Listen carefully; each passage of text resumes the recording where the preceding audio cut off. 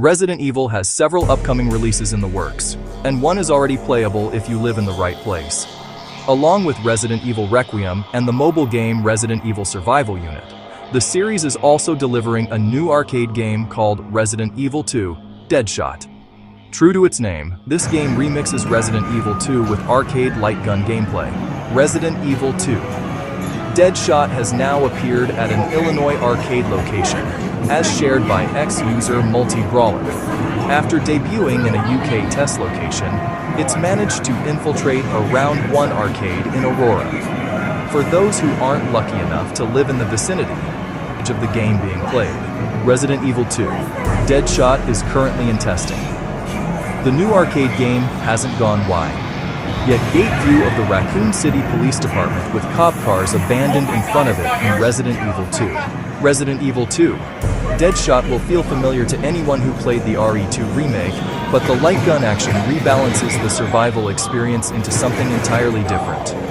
The arcade game can also be tackled in co-op thanks to its 2-player support. The Resident Evil 2: Deadshot cabinet at Round1 is still a testing version, so the final version of the game may differ from what's currently available. It isn't expected to launch until late 2026, making this the only way to play the game for a while.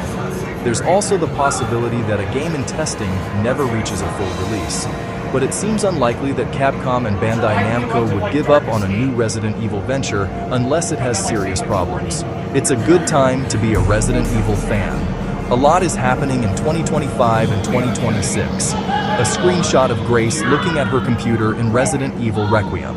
Resident Evil 2: Deadshot may show up at some other Round1 locations early, but I wouldn't recommend counting on anything beyond the current Aurora installation.